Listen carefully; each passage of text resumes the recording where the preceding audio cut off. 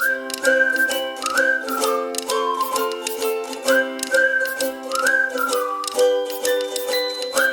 Students, मैं doctor JD आप लोगों को फिर से एक बार जेडी केमिस्ट्री क्लास में स्वागत करता हूँ। आज मैं आप लोगों के साथ कुछ न्यूमेरिकल्स डिस्कस करने जा रहा हूँ। वो न्यूमेरिकल्स है types of cubic crystals and number of atoms per unit cell. ये जो टॉपिक है, इस टॉपिक के ऊपर बेस्ड कर आज का न्यूमेरिकल्स का डिस्कशन होगा। ठीक है, तो जिन लोगों ने क्यूबिक क्रिस्टल्स या तो यूनिट सेल्स क्या है या टाइप्स ऑफ यूनिट सेल्स क्या है, जिन लोगों ने अब तक जाना नहीं है, मैं उन लोगों से रिक्वेस्ट करता हूँ कि आप लोग मेरा प्रीवियस डिस्कशंस देख लीजिएगा। अन्यथा आज आप लोगों को ये जो न्यूमेरिकल्स का डिस्कशन जो आज होने जा रहा है, ये आप लोगों को समझ में शायद नहीं आ सकता है। ठीक है, तो आप लोग उसे देख लीजिएगा, उन सब डिस्कशंस को। तो उन सब डिस्कशंस का पूरा playlist, in fact solid state chapter का हर एक डिस्कशंस का पूरा प्लेलिस्ट मैंने ऊपर आई बटन पे लिंक दे रखा है। At the same time that link is also given in the description box. I request you to click the link and go through all those discussions so that you will be able to understand the numericals that we are going to discuss today. ठीक है, तो चलो बिना देरी करते हुए हम लोग आज का न्यूमेरिकल्स को स्टार्ट करते हैं, कैसे सॉल्व करेंगे। ठीक है, तो पहला क्वेश्चन क्या है, देखिए आप लोग। A cubic unit cell is made up of x and y elements. If x are present on the corner of the cube and y are present on the center of the faces of the cube, then find the formula of the compound. मतलब सीधा बात है, एक unit cell है। ठीक है, एक unit cell ऐसा है, उसको हम लोग क्या से रिप्रेजेंट करते हैं, ऐसे क्यूब से रिप्रेजेंट करते हैं, है कि नहीं। तो इसमें कहा गया कि एक्स एटम्स जो है, यहाँ पे जो एक्स जो है, एक्स एटम्स जो है, ये आपका कहाँ पे है, कॉर्नर्स पे है। यहाँ पे कितना कॉर्नर्स है, एक क्यूब का 8 कॉर्नर्स है। 8 कॉर्नर्स में एटम्स कौन सा है, एक्स है ना। कॉर्नर पे कौन बैठा हुआ है, एक्स है। ठीक है, और वाई एलिमेंट जो है वो कहाँ पे बैठा हुआ है, देखिए, are present on the centre of the faces. मतलब ये जो फेजेस है, देख रहे हैं, ये जो फेजेस है, ये जो फेजेस है, ये जो फेजेस है, ये जो फेजेस है, ये साइड में और भी फेजेस, कुल मिला के कितना फेजेस है, 6 फेजेस है कि नहीं। तो 6 फेजेस में ये वाई एलिमेंट्स बैठा हुआ है या तो प्रेजेंट है ना। ठीक है, तो अभी क्वेश्चन में पूछा गया कि अगर x और y एलिमेंट्स का, इन लोगों का सिचुएशन या तो इन लोगों का एग्जिस्टेंस यूनिट सेल में ऐसा है, तो वो यूनिट सेल जो कंपाउंड को डिपिक्ट करता है या तो रिप्रेजेंट करता है, उस कंपाउंड का फॉर्मूला क्या हो सकता है, उसको आप लोग को निकालना है। ठीक है, तो यूनिट सेल हम लोगों ने क्या पढ़ा था, is the smallest repeating part of A space lattice और ए क्रिस्टल, है ना। वही आपका एक पार्टिकुलर कंपाउंड का फॉर्मूला क्या हो सकता है वो आपको बता देगा, है कि नहीं। तो अभी हम लोग ये जो डाटा दिया हुआ है, जहाँ पे x atoms are present at the corner and y atoms are present at the faces of the unit cell, हाँ, from this data we are required to find out the formula of the compound, है ना। ये यहाँ से हम लोगों को इस यूनिट सेल का जो यहाँ पे जो डाटा दिया हुआ है, इस डाटा से हम लोगों को कंपाउंड का फॉर्मूला मिल जाएगा, है ना। तो चलो देखते हैं कैसे। तो हम लोग क्या जानते हैं कि जो एटम्स कॉर्नर पे रहता है, एक्स एटम कॉर्नर पे है, तो एक कॉर्नर एटम का कंट्रीब्यूशन कितना हो सकता है, कितना हो सकता है, 1/8, है ना। 1/8 कंट्रीब्यूशन हो सकता है। Because why? Because each corner atom is shared by 8 such identical unit cells. है ना। Therefore number of x atoms per unit cell equal to how much? 8 into 1 by 8 equal to how much? 1. Clear? Clear? और y atoms यहाँ पे क्या कहा गया कि phases में है ना। तो हम लोग क्या जानते हैं कि जो एटम्स फेज में रहेगा उसको कितना यूनिट सेल्स शेयर कर सकता है। From the previous discussion we have come to know that atoms present at the phases is shared by two such unit cells. Therefore, its contribution is how much? Half. है ना। अगर half होता है तो number of y atoms per unit cell equal to how much? 6 into 1 by 2 equal to how much? How much? 3. Why 6? Because cube has 6 phases, है ना, and contribution made by each atom at the phases is half. Therefore, the number of y atoms per unit cell is equal to 3. So therefore, formula of the compound equal to how much? Is XY3. हो गया। तो ये unit cell से हम लोगों को ये x और y का फॉर्मूला या तो x और y मिल के जो फॉर्मूला तैयार होता है एक पार्टिकुलर कंपाउंड का, उसका रिप्रेजेंटेशन मिल गया। तो therefore XY3 is the formula of the compound. Clear? समझ में आया? तो चलो अभी हम लोग नेक्स्ट क्वेश्चन की ओर बढ़ते हैं। ये क्वेश्चन में क्या कहा गया है देखिए आप लोग ध्यान से। If 3 elements P, Q and R crystallizes in a cubic solid with P atoms at the corner. P कहाँ पे है आपका? कॉर्नर पे। Q atoms at the cube centers. ये कहाँ पे है?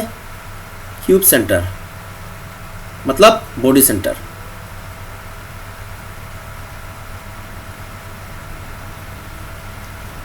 And R atoms at the center of the edges. ये सेंटर ऑफ द एडजेस है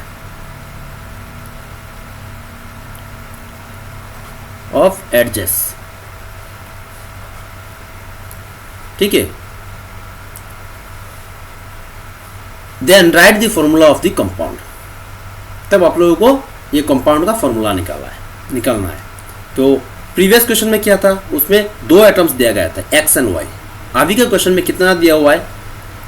हाँ, 3 एटम्स दिया हुआ है। 3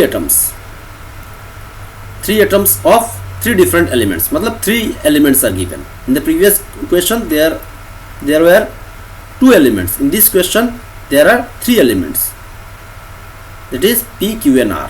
तो P कहाँ पे रहता है? कॉर्नर पे रहता है। Q बॉडी सेंटर में रहता है और R कहाँ पे रहता है? Centre of the edges. तो एक Q कंसिडर कर लीजिए आप लोग।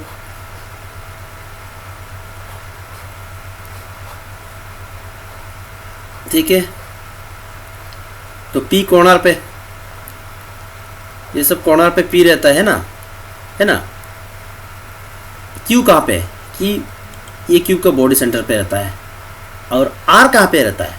R यहाँ पे सेंटर ऑफ द एडजेस, मतलब यहाँ पे। ठीक है। मतलब ये सब पोजीशन पे R रहता है और Q यहाँ पे रहता है। ठीक है। तो सबसे पहले हम लोगों को क्या निकालना जरूरी है कि कॉर्नर एटम्स कितना है। कॉर्नर एटम्स 8 है ना। अगर कॉर्नर एटम्स 8 है, एक कॉर्नर एटम का कंट्रीब्यूशन कितना है वो हम लोग जानते हैं क्या है, 1/8। Therefore number of p atoms will be 8 × 1/8 equal to 1। Clear. तो नंबर ऑफ p एटम्स कितना हुआ, 1 हुआ। अभी चलते हैं हम लोग q की तरफ। q कहाँ पे है, सेंटर ऑफ द क्यूब, मतलब बॉडी सेंटर में। तो बॉडी सेंटर में जो भी एटम रहेगा क्या उसका शेयरिंग होता है, नहीं होता है, जिसके वजह से उसका कंट्रीब्यूशन 1 है ना। उसका कंट्रीब्यूशन हम लोग लिख लेते हैं 1, ठीक है। अगर उसका कंट्रीब्यूशन 1 हुआ, number of Q atoms per unit cell is 1 है ना। अभी चलते हैं हम लोग एडजेस में। एडजेस में जो एटम्स रहता है उसको देखा गया कि 4 सच आइडेंटिकल यूनिट सेल्स शेयर करता है। अगर 4 सच आइडेंटिकल यूनिट सेल्स शेयर करता है तब उसका कंट्रीब्यूशन कितना होता है, 1/4 है ना। तब यहाँ पे कितना एडजेस है, एडजेस कितना है एक क्यूब में, 12 एडजेस है ना। अगर 12 एडजेस हुआ तो number of r atoms per unit cell कितना होगा, 12 × 1/4 इक्वल टू 3। समझ में आ रहा है ना। तो नंबर ऑफ p एटम्स कितना हुआ आपका, 1, number of q atoms 1, number of r atoms 3 in terms of per unit cell. Therefore, formula of the compound is P Q R 3। Clear, समझ में आया, ठीक है। तो चलो अभी हम लोग नेक्स्ट क्वेश्चन की ओर चलते हैं। ये क्वेश्चन में क्या कहा गया है देखिए आप लोग। Calculate the number of unit cells in 8.1 gram of aluminium if it crystallises in a FCC structure. ये क्वेश्चन में कुछ अलग सा ये पूछा गया। इसमें आपको क्या दिया हुआ है, इसमें आपका मास दिया हुआ है एल्यूमिनियम का। किसका, एल्यूमिनियम का। कितना दिया हुआ है देखिए आप लोग, 8.1 ग्राम, ठीक है। कहा गया है कि ये FCC स्ट्रक्चर में ये एग्जिस्ट करता है, ठीक है। और एटॉमिक मास दिया हुआ है एल्यूमिनियम का कितना है, 27, ठीक है। तो अभी आप लोगों को यहाँ से क्या निकालना है, calculate the number of unit cells निकालना है। यहाँ पे आप लोगों को यूनिट सेल्स निकालना है। इतना ग्राम, 8.1 ग्राम ऑफ एल्यूमिनियम में यूनिट सेल्स कितना है वो निकालना है ना। तो यूनिट सेल्स कितना है ये निकालने के लिए आप लोगों को सबसे पहले उसमें नंबर ऑफ एटम्स कितना है वो निकालना पड़ेगा, है ना। क्योंकि हम लोग जानते हैं कि FCC में number of atoms per unit cell in case of FCC is how much, 4. Why 4? Because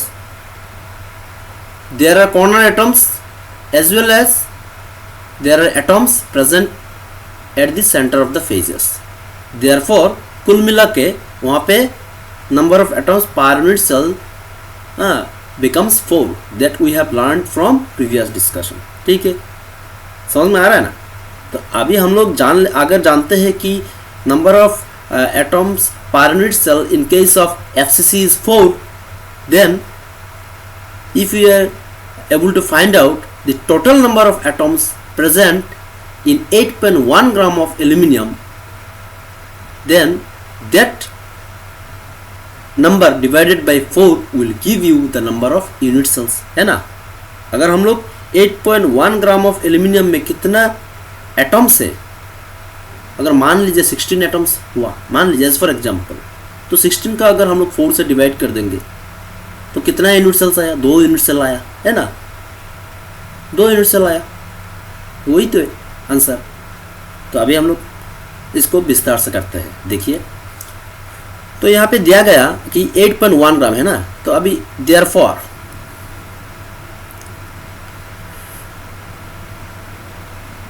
number of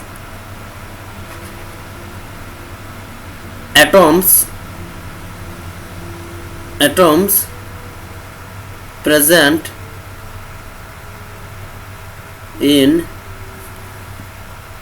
8.1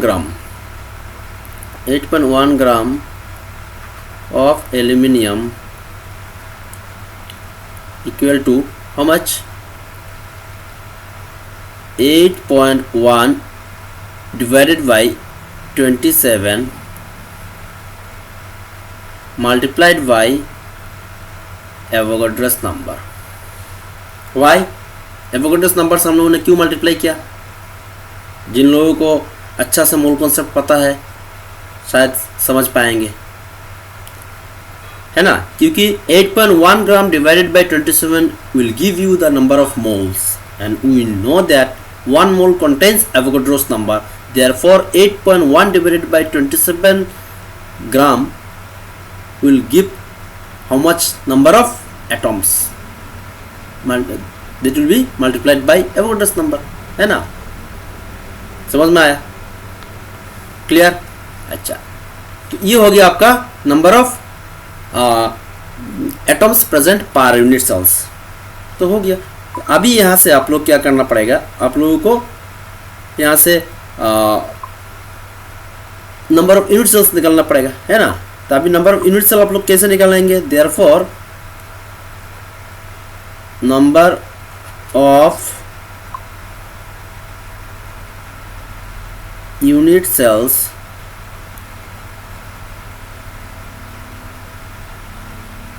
present equal to 8.1 Na divided by 27 whole divided by how much? 4। Clear? समझ में आ रहा है ना? क्योंकि ये जो टर्म है, ये टर्म क्या है? ये टर्म ही आपको रिप्रेजेंट करता है total number of atoms present in 8.1 gram of aluminium. उसमें अगर इतना एटम्स है और हम लोग जानते हैं कि face centre cubic unit cell में 4 एटम्स रहता है पर यूनिट सेल्स, तो उसको हम लोग अगर डिवाइड कर देंगे 4 से, then we will easily get the number of unit cells present in 8.1 gram of aluminium. तो उसका आंसर निकल के आता है 4.5 into 10 to the power 22।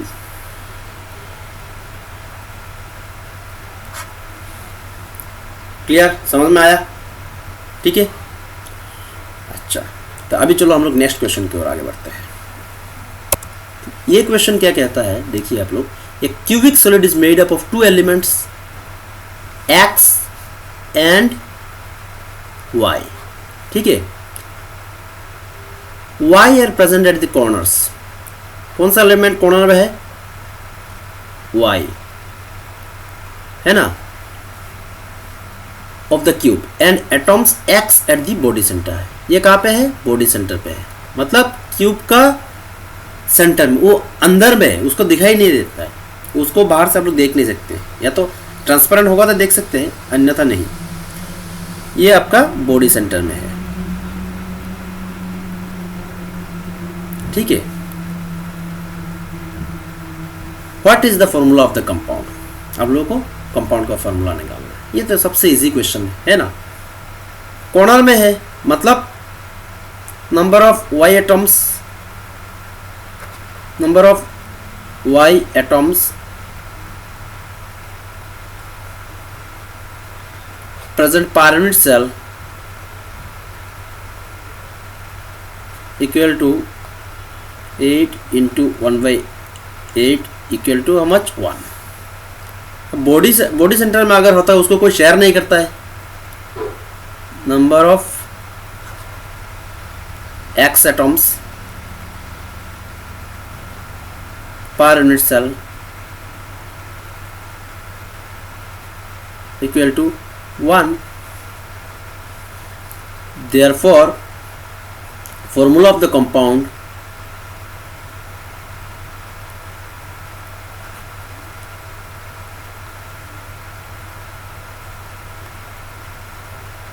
Equal to X Y. Clear, समझ में आया? ये तो सबसे इजी क्वेश्चन है ना। अच्छा, अभी हम लोग चलता है नेक्स्ट क्वेश्चन को। इस क्वेश्चन में क्या कहा गया है देखिए आप लोग। A unit cell consists of a cube in which there are A atoms at the corner। देखिए ध्यान से, ये कहाँ पे है आपका? कॉर्नर में है, ठीक है। And B atoms at the face center। B कहाँ पे है आपका? फेस सेंटर में।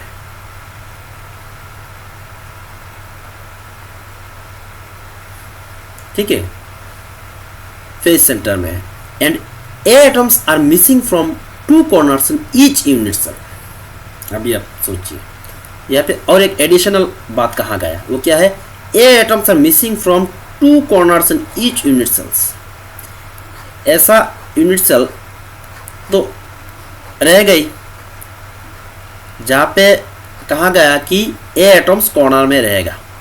A atoms अगर कॉर्नर पे रहेगा तो 8 कॉर्नर्स रहेगा, तो 8 A atoms होना चाहिए, है ना।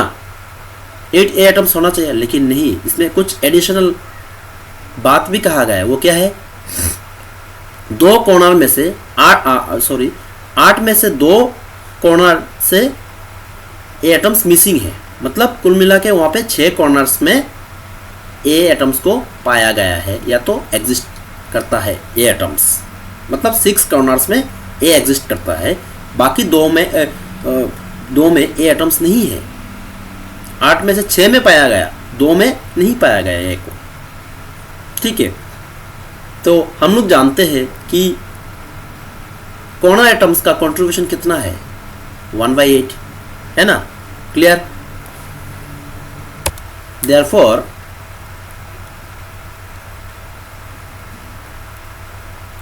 number of A atoms per unit cell equal to 6 into 1/8, which becomes equal to 3/4। ये 6 कैसे आया आप लोगों को समझ में आया शायद, क्योंकि 8 में से 2 कॉर्नर से A atoms मिसिंग है, जिसके वजह से 6 आया। 2 माइनस हो गया, नहीं तो 8 होता। अगर 8 होता तो number of A atoms per unit cell होता कितना? 1 होता, है ना। तो ये 1 से तो कम हो गया, वो होना ही है, क्योंकि पूरा तो 8 में तो नहीं है A। 8 कॉर्नर में तो A तो मौजूद नहीं है, वहाँ से 2 कॉर्नर को हम लोगों ने माइनस कर दिया, ताकि कुल मिला के कितना हुआ वहाँ पे? 6 हुआ। तो 6 को हम लोगों ने मल्टीप्लाई कर दिया 1/8 से। क्यों? Contribution made by each corner atom is 1/8। तो ये हो गया number of A atoms per unit cell. Clear? अभी हम लोग चलते हैं फेस सेंटर में। तो B atoms are present at the face centre. और फेस सेंटर में अगर है तो number of B atoms per unit cell equal to 6 into 1/2। It becomes equal to how much? 3, है ना। तो अभी हम लोगों को नंबर ऑफ एटम्स मिल गया of both A and B। अभी उससे हम लोग A और B मिलके जो फार्मूला प्रिपेयर्ड होता है या तो तैयार होता है, उसका सिंपलेस्ट फॉर्म में रिप्रेजेंट करना है, तभी जाके वो हो जाएगा आपका actual formula of the compound represented by the element A and B. So therefore formula of the compound equal to A 3/4 and B 3, है ना।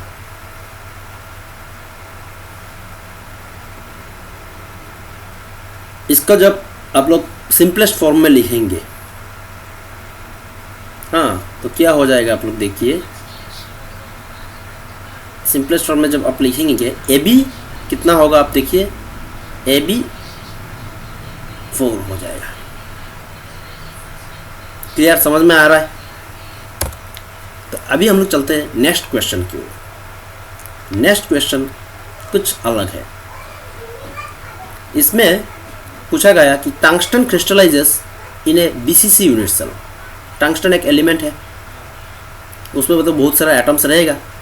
वो एलिमेंट में टंगस्टन एटम बीसीसी फॉर्म में मौजूद रहता है in the form of unit cells, है ना। If the edge of the unit cell is 316.5 picometre, what is the radius of the unit cells. हम लोगों ने कुछ डिस्कशंस जो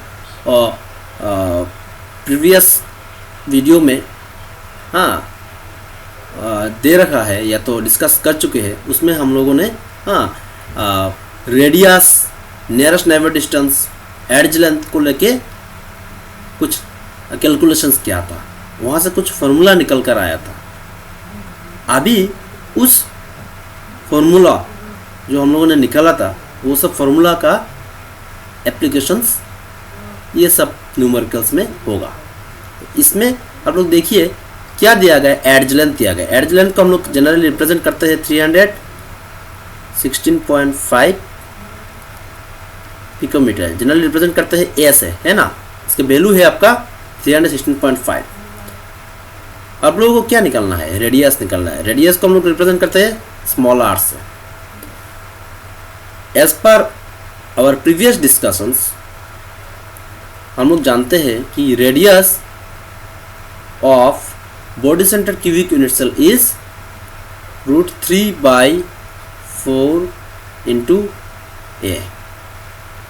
तो अभी हम लोग सीधा बात यहाँ पे क्या करना है, ए का वैल्यू बैठा है, बैठाने के बाद यहाँ पे आसानी से आपको radius of tungsten atoms present in BCC unit cell will come out, है ना। तो √3/4 multiplied by 316.5 will give you how much, 137.04 137.04 picometre. Clear, समझ में आ रहा। ये इजी क्वेश्चन है। इसमें आप लोगों को वो जो डिस्कशंस हम लोगों ने किया था, हाँ, वहाँ से जो फॉर्मूला निकल कर आया था, उन सब का अगर आप लोग याद कर लेंगे तो ये जो क्वेश्चन है, जो और भी एक दो होने जा रहा है, ये सब आप लोगों को आसानी से सॉल्व हो जाएगा। ठीक है, तो अभी चलो हम लोग नेक्स्ट क्वेश्चन की ओर आगे बढ़ते हैं। इसमें क्या कहा गया है, देखिए। Aluminium crystallises in FCC structure. Atomic radius of the metal is 125 picometer. Calculate the edge length of the unit cell of the metal. यहाँ पे आपका एल्यूमिनियम के बारे में कहा गया है, जो एफसीसी स्ट्रक्चर में एग्जिस्ट करता है। मतलब एल्यूमिनियम्स का जो एटम्स है, वो सारा एटम्स एफसीसी अरेंजमेंट में रहता है। और वो जो एल्यूमिनियम का जो एटम्स है, उन सब एटम्स का रेडियस कितना दिया गया, रेडियस है आपका 125 पिकोमीटर। ठीक है, आप लोगों को निकालना क्या है, आप लोगों को निकालना है यहाँ पे एज लेंथ। यहाँ पे ए का वैल्यू निकालना है। एड्ज लेंथ को हम लोग क्या से रिप्रेजेंट करते हैं, स्मॉल ए से रिप्रेजेंट करते हैं। आप लोगों को निकालना है यहाँ पे एड्ज लेंथ निकालना है। तो एड्ज लेंथ का फॉर्मूला क्या है, हम लोग जानते हैं कि R equal to A by 2√2, ठीक है। Therefore A equal to twice R into √2। Clear. यहाँ से आप लोगों को ए का वैल्यू आसानी से मिल जाएगा जब आप R का वैल्यू यहाँ पे पुट करेंगे। Multiplied by √2 will give you the answer as 353.3। इसको यहाँ पे 353.3 नैनोमीटर, ठीक है। तो यहाँ पे जो आंसर दिया गया है नैनोमीटर में आप लोग ले सकते हैं, पिकोमीटर से नैनोमीटर में लेके जाना उतना ये बात नहीं है, आप लोग ले जा सकते हैं, है ना। या तो इसको पिकोमीटर में भी कैलकुलेट कर सकते हैं, जो भी है, ठीक है। इसको पिकोमीटर में भी आप लोग रख सकते हैं। अगर ये 125 पिकोमीटर है तो इसको पिकोमीटर में रख दीजिएगा, ठीक है, हो जाएगा आंसर। क्योंकि ये पिकोमीटर पे है तो ए का वैल्यू भी पिकोमीटर में आना पड़ेगा, तो ये 353.3 पिकोमीटर में आ जाएगा। क्लियर, समझ में आ रहा है। अभी हम लोग चलते हैं नेक्स्ट क्वेश्चन को। नेक्स्ट क्वेश्चन में देखिए कि क्या पूछा गया कि xenon crystallizes in the FCC lattice and the edge of the unit cell is 620 picometre. यहाँ पे जेनॉन के बारे में पूछा। जेनॉन एक एलिमेंट है, एलिमेंट है मतलब एक नोबल गैस है ना, helium, neon, argon, krypton, xenon. तो ये नोबल गैस फैमिली से बिलोंग करता है। उसका जो एलिमेंट्स है, उसका जो एटम्स है सॉरी, वो FCC लैटिस पे एग्जिस्ट करता है in the form of FCC arrangement, है ना। और यहाँ पे दिया गया है कि एड्ज लेंथ कितना है आपका 620 पिकोमीटर। आप लोगों को निकालना है क्या, nearest neighbour distance, that is D निकालना है। हम लोग क्या करते हैं, नियरेस्ट नाइबर डिस्टेंस को D से रिप्रेजेंट करते हैं। नियरेस्ट नाइबर डिस्टेंस निकालना है और क्या निकालना है, रेडियस निकालना है, रेडियस निकालना है। समझ में आ रहा है ना। अच्छा, तो हम लोग जानते हैं कि D equal to A by √2। Clear. तो हम लोगों के पास एड्ज लेंथ जो है, जो कि हम लोगों ने रिप्रेजेंट किया है स्मॉल ए से, इसका वैल्यू दिया हुआ है ना। 620 divided by √2 will give you the answer as 438.5 picometre. Clear, समझ में आ रहा है, ठीक है ना।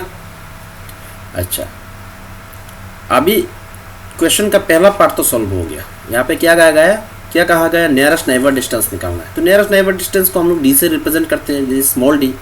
इसका वैल्यू तो निकल के आ गया। अभी क्या निकलना है, radius of the xenon atom. तो रेडियस निकलना है, वो तो इजी है।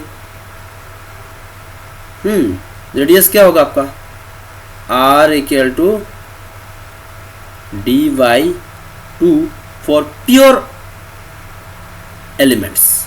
ये तो प्योर एलिमेंट्स है, कोई कंपाउंड्स नहीं है। जेनॉन तो एक प्योर एलिमेंट है, इसमें तो जेनॉन से दूसरा कुछ कंपाउंड तो फॉर्मेशन नहीं है। Compound will consist of more than one element. तो यहाँ पे एक ही एलिमेंट है। For one type of element radius will be exactly equal to D divided by 2. Therefore, it will become 438.5 divided by 2 will give you how much, 152.4, around 152.4 picometre.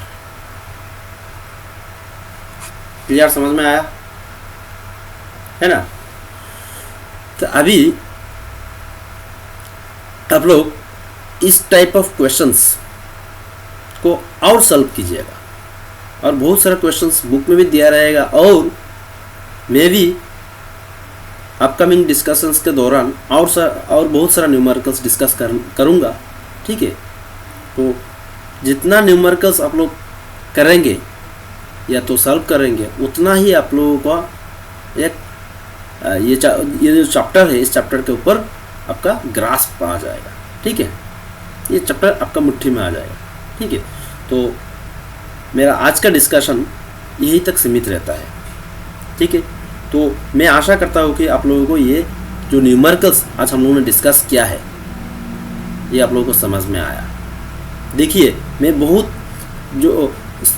धीरे धीरे समझाने का कोशिश करता हूँ। ये क्यों करता हूँ? मैं दूसरा जो चैनल वगैरह कोई हो सकता है मुझसे भी अच्छा पढ़ाता है या तो प्रेजेंट करता है, हो सकता है, लेकिन मैं थोड़ा धीरे क्यों चलता हूँ कि ताकि वीक स्टूडेंट्स जो है उन लोगों को अच्छा से समझ में आए कि एक्चुअली हो क्या रहा है यहाँ पे। ये चैप्टर में ये सब जब न्यूमेरिकल्स करेंगे तो एक्चुअल मुद्दा क्या है, ये कहाँ से ये सब पैरामीटर्स आता है, ये एफसीसी क्या चीज़ है, कैसे निकल के आता है, उन लोगों को धीरे धीरे अच्छा से समझ में आए।